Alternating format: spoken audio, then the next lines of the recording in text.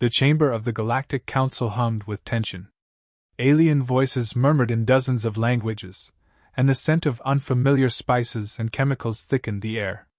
Above, the vast domed ceiling displayed the stars of 1,000 worlds, but the focus of every eye in the room was on the lone figure standing in the center, John Anders, Earth's envoy. John stood tall, his face calm, though his heartbeat drummed in his chest. Around him, counselors from the most powerful civilizations in the galaxy loomed, their gazes condescending. At the head of the assembly, High Chancellor Rhinax, a towering creature with a reptilian face and molten yellow eyes, rose from his seat. His voice boomed through the chamber like a thunderclap. "Human," Rhinax began, his mouth curling into a sneer. "The time has come. What tribute does your primitive world offer in exchange for your survival?" John met Rhinax's gaze without flinching. He had expected this. For years, Earth had been an insignificant speck on the galactic map. But now, as humanity reached for the stars, they had caught the attention of the Galactic Council, a ruling body that demanded loyalty and tribute from every planet under its control. The Council saw Earth as no different from the countless worlds they had subdued before. "Earth offers you nothing," John said, his voice steady, his words echoing in the vast hall. A murmur spread through the Council, a ripple of disbelief and outrage. High Chancellor Rhinax narrowed his eyes, his elongated fingers curling over the edge of his podium. "Nothing?" he repeated slowly, his voice dripping with incredulity. "Every species that has entered this hall has paid tribute. Your arrogance will be your undoing." The murmurs grew louder, and John could feel the weight of their stares. Aliens with more advanced technology, older civilizations, species that had ruled for millennia. But John didn't waver. Behind his measured calm, he knew what was at stake. This wasn't just about tribute, it was about Earth's independence, its right to chart its own course without bowing to the whims of an intergalactic empire. "Tribute is slavery under another name," John continued. "We may be young by your standards, but humanity has never been ruled by fear. We don't need your protection, and we won't pay for our freedom." The tension in the room snapped like a wire pulled too tight. The Council erupted into a cacophony of outrage. A particularly venomous species, draped in shimmering silks, hissed its disapproval, while another with crystalline skin banged a metallic staff against the floor. Through it all, John remained motionless, eyes fixed on Rhinax. "You speak boldly for a species on the brink of annihilation," Rhinax snarled, his voice rising above the chaos. "Do you think you can stand against the might of the Galactic Council? We have crushed entire civilizations for less. We offer you a chance to survive, to join us as subjects. Refuse, and Earth will burn." John's lips twitched into the barest hint of a smile. "We've faced annihilation before. And we've always survived." The room fell silent, stunned by the sheer audacity of the human's words. John's gaze flickered across the counselors, and he could see it in their faces: confusion, disbelief, and beneath it all, a flicker of something else. Fear. The Council was used to submission. They weren't accustomed to defiance. A soft voice broke the silence. "Why do you resist?" It was Sarli, the youngest member of the Council, her eyes wide with curiosity. Unlike the others, her expression wasn't one of disdain, but of genuine intrigue. "What makes you think you can survive against us?" John turned to her, his voice calm but resolute. "Because we have no choice. We will not be conquered. We will fight for our right to exist, for our children, and for the future of our species." The chamber remained still. For a brief moment, John thought he saw Sarli's expression soften, as if she understood something the others didn't. But before anyone could speak again, Rhinax's voice shattered the fragile silence. "Enough!" he roared, slamming his fist onto the podium. "You have sealed Earth's fate. By the time the Council is done with your world, there will be nothing left but ashes. You have chosen death, human." John's pulse quickened, but he remained outwardly calm. He had expected this reaction, and now the true challenge would begin. As Rhinax's words echoed through the chamber, John squared his shoulders and spoke one final time. "If death is what you bring, we will meet it. But know this, Earth will not fall quietly. With that, John turned on his heel and walked out of the council chamber, leaving the stunned assembly behind. Outside, the stars stretched endlessly before him, but all he could think of was Earth, and the war that was now inevitable. The holographic map of Earth flickered above the command center's circular table, casting a pale blue glow across the room. John Anders stood among Earth's military leaders, their faces grim and shadowed by the gravity of the moment. The air smelled faintly of metal and recycled oxygen, underscoring the artificial calm before the storm. General Ava Rodriguez leaned forward, her sharp eyes scanning the incoming fleet on the display. Council ships were already within striking distance, hundreds of them, each one a weaponized juggernaut equipped with technologies far beyond human comprehension. Earth had never faced a threat like this. "They'll be in orbit in under an hour," she said, her voice taut with tension. John's jaw tightened as he considered their options. "We knew this was coming," he said. "They want to make an example of us, and they're throwing everything they have at us to break our spirit." Rodriguez gave a terse nod, her fingers brushing over the map's controls, zooming in on key battle zones. "We've got civilian evacuation protocols in place, but it won't be enough. When they hit the surface, it's going to be chaos. We can't match their firepower." John knew she was right. The Galactic Council's armada had weaponry Earth couldn't hope to counter head-on, shields impervious to their most advanced missiles, plasma cannons that could turn cities into craters with a single blast. But brute force wasn't the only way to win a war. "We don't need to beat them conventionally," John replied, his mind racing through the possibilities. "We need to make their victory as costly as possible, buy time for the rest of humanity to regroup."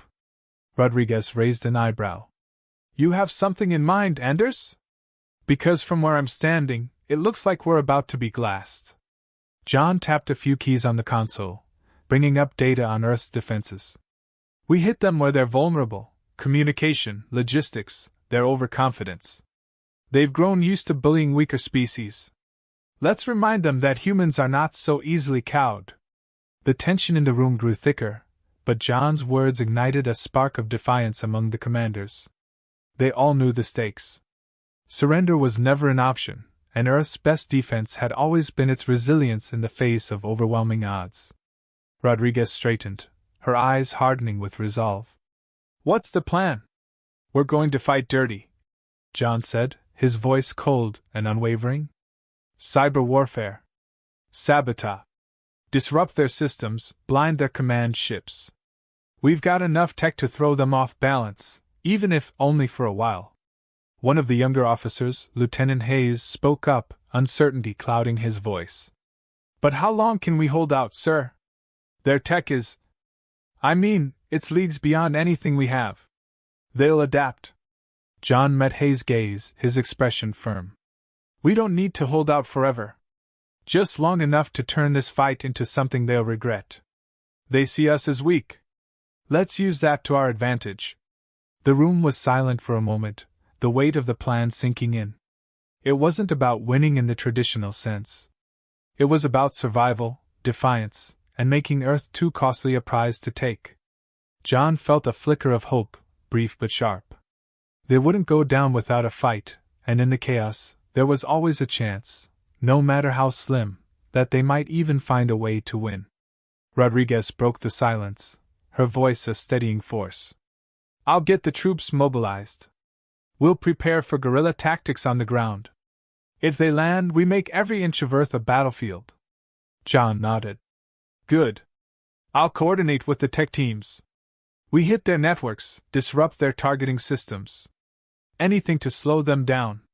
Before anyone could move, the room's lights dimmed, and an alarm blared across the facility. The holographic display flickered again, this time highlighting an emergency transmission. "Incoming Council broadcast," a technician called from the far side of the room. The image of High Chancellor Rhinax appeared, his cold, reptilian eyes gleaming with contempt. His voice, dripping with disdain, filled the room. "Earth, this is your final warning. Surrender now, and we will grant you a swift end. Resist, and you will know suffering unlike anything your fragile species has ever endured." John clenched his fists as he stared at the transmission. This was it, the moment of no return. He could feel the weight of billions of lives pressing on his shoulders, but his resolve didn't waver. Earth wouldn't bend. Not now. Not ever. He glanced at Rodriguez, her eyes locked on his, sharing the unspoken understanding between them. They were outnumbered, outgunned, but not out of the fight. John stepped forward, his voice a low, determined growl. Cut the feed. The image of Rhinax disappeared, leaving the room in tense silence. John turned to the commanders, his gaze steely. We make them regret the day they crossed us. Outside, the first wave of Council ships breached Earth's atmosphere, and the sky burned. The sky was ablaze. From the observation deck of Earth's Central Defense Command, John Anders watched as the first wave of Council ships tore through the atmosphere. Fiery streaks of plasma and laser fire lit the horizon, a grotesque display of power against the fragile shield of Earth's defense systems. The hum of distant explosions rumbled through the thick glass, a grim reminder of what they were up against. Sir, all orbital stations are engaged, came the report from Lieutenant Hayes, his voice clipped and tight with urgency. We've lost contact with Outpost Alpha, and the Eastern Hemisphere shields are down to 30%. John's hands tightened around the edge of the console. He knew the orbital defenses wouldn't hold forever, no one did. But every second they bought was another second Earth had to mount a resistance. Divert power from the secondary grids, John ordered.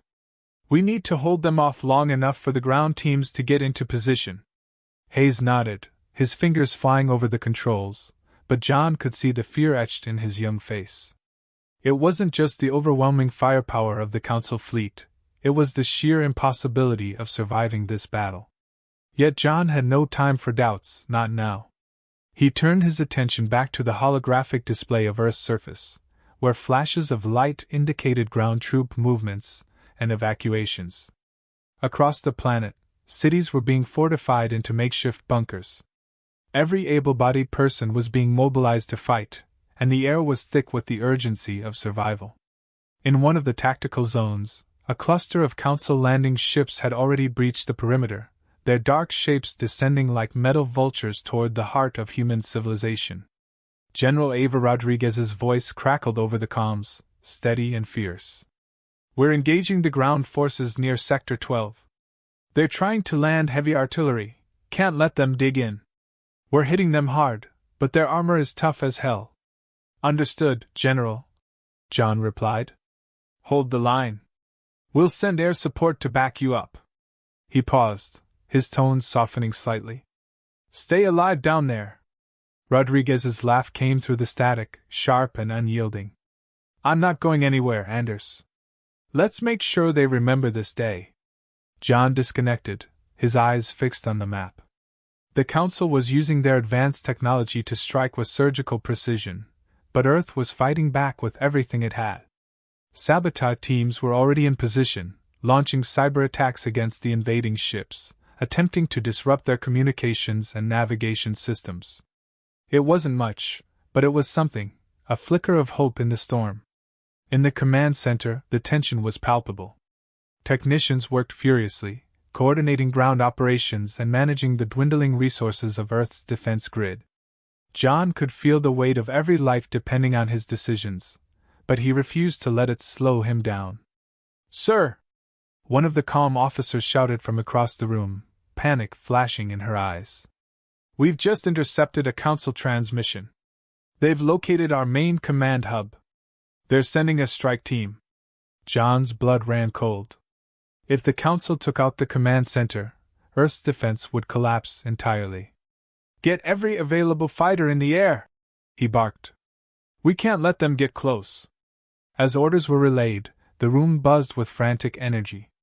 John paced in front of the holographic map, his mind racing. This was it, the Council's gambit to crush Earth in one swift blow. But they hadn't counted on humanity's tenacity. Hayes, John said, his voice low and urgent. Prepare the evacuation protocols for the command staff. If the Council breaches the perimeter, we can't afford to lose our leaders. I'll stay here, but the others need to get out. Hayes hesitated, his youthful face a mask of uncertainty. Sir, with all due respect. That's an order, Lieutenant. John cut him off, his tone brooking no argument. Get them out of here. Hayes gave a reluctant nod and moved to carry out the directive. John exhaled slowly, his gaze returning to the map. He could feel the gravity of the moment pressing down on him. This wasn't just about Earth anymore. It was about proving to the galaxy that humanity wasn't a species to be trampled underfoot. Suddenly, a blinding light outside caught his attention. A Council strike craft had broken through the outer defenses, its sleek form cutting through the sky with deadly precision. Its trajectory was aimed directly at the command center. John's heart pounded in his chest as the realization hit him. Incoming strike craft! He shouted, his voice rising above the din of the control room. All units, prepare for impact! The command center shook violently as the ship fired, its plasma rounds hammering into the building's reinforced walls. Sparks flew from shattered consoles, and alarms blared as systems went offline. John was thrown to the floor, the taste of dust and metal filling his mouth. Outside, the Council craft circled back for another pass. John pulled himself to his feet, his vision blurred, but his resolve sharp as ever. This was the turning point, the moment that would decide Earth's fate. He grabbed the nearest comm device, his voice steady despite the chaos around him.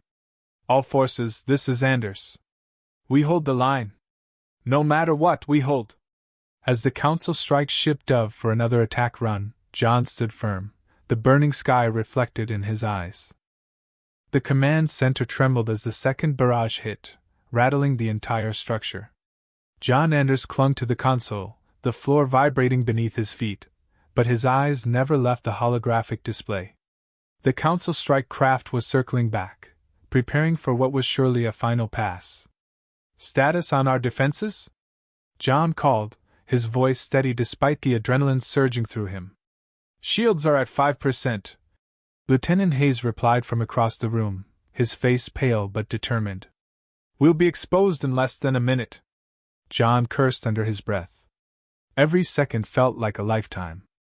Earth's surface forces were still struggling against the Council's ground assault, while the orbital platforms crumbled above them.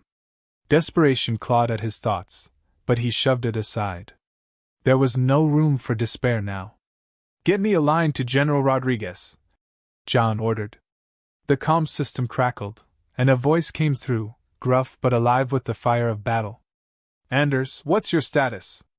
We're holding the Eastern Front, but the Council's hitting us hard. They've deployed their mechanized infantry.